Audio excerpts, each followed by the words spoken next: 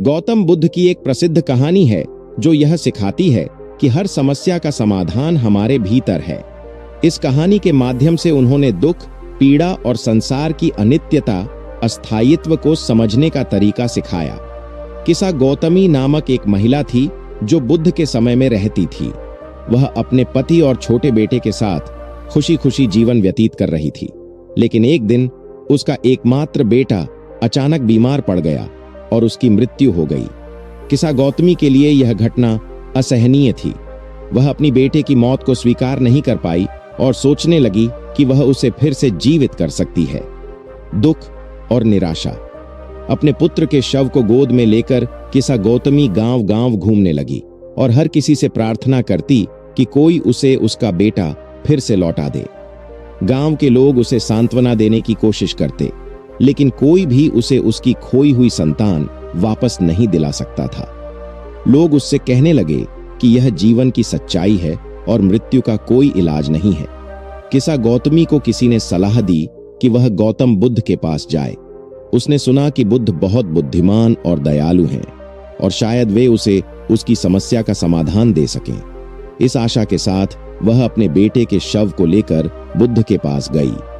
किसा गौतमी ने बुद्ध से प्रार्थना की, हे भगवान, कृपया मेरे बेटे को जीवित कर दीजिए, मैं उसके बिना नहीं जी सकती।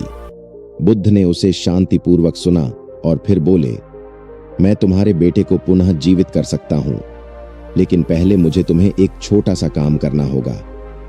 किस्सा गौतमी तुरंत सहमत हो गई। बुद्ध ने कहा, तुम्हें गांव में जाकर एक ऐसा घर ढूंढना होगा जहां कभी किसी की मृत्यु न हुई हो, और उस घर से मुझे एक सरसों का दाना लाकर दो।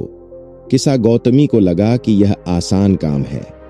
वह गांव में हर दरवाजे पर गई और सरसों का दाना मांगने लगी। हर घर में सरसों का दाना उपलब्ध था, लेकिन जब वह पूछती कि क्या इस घर में कभी किसी की मृत्यु नहीं हुई, तो हर जगह उसे यही उत्तर मिला, यहां किसी न किसी की मृत्यु हुई है। हमारे प्रियजन हमसे बिछड़ चुके हैं। दिन बीतता गया, लेकिन किसा गौतमी को ऐसा कोई घर नहीं मिला जहां किसी की मृत्यु न हुई हो। धीरे धीरे उसे यह समझ में आने लगा कि मृत्यु जीवन का अटूट हिस्सा है और यह हर किसी के साथ घटित होता है। वह बुद्ध के पास वापस आई और बोली, हे भगवान, मुझे अब समझ में आ गया है कि मृत्यु अटल सत्य है, कोई भी इससे बच नहीं सकता। मैं अपने बेटे की मृत्यु को स्वीकार करती हूँ। बुद्ध ने उसे स्नेहपूर्वक समझाया, मृत्यु जीवन का एक स्वाभाविक हिस्सा है। जैसे पत्ते पेड़ से गिरते हैं, वैसे ही जीव मृत्यु के द्वार से गुजरते हैं। दुख और पीड़ा संसार के स्वाभाविक गुण हैं, लेकिन तुम इनसे मुक्ति पा सकती हो यदि तुम अनित्य, अस्थायी चीजों से आसक्ति छोड़ दो। इस कहानी के माध्यम से गौतम बुद्ध ने सिखाया कि हर समस्या का समाधान हमारे भीतर है। मृत्यु और दुख जीवन के अपरिहार्य हिस्से हैं, लेकिन समझ और स्वीकार्यता के साथ हम इनसे मुक्त हो सकते हैं। बुद्ध ने यह भी सिखाया कि संसार की हर वस्तु अस्थायी है और दुख का मूल कारण हमारी आसक्ति और मोह है। जब हम संसार की अस्थायित्व को समझकर अपने भीतर शांति और समझ विकसित करते हैं, तब हम वास्तविक समाधान और शांति प्राप्त कर सकते हैं। जीवन और मृत्यु दोनों अनित्य हैं।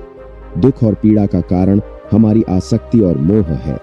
समाधान बाहर नहीं, बल्कि हमारे भीतर होता है। जीवन की अनित्यता को समझकर ही हम शांति और समर्पण प्राप्त कर सकते हैं। गौतम बुद्ध की यह कहानी हमें सिखाती है कि समस्याएं जीवन का हिस्सा हैं, लेकिन उन्हें स्वीकार करना और उनके समाधान की दिशा में भीतर की शांति और समझ विकसित करना ही वास्तविक मुक्ति है।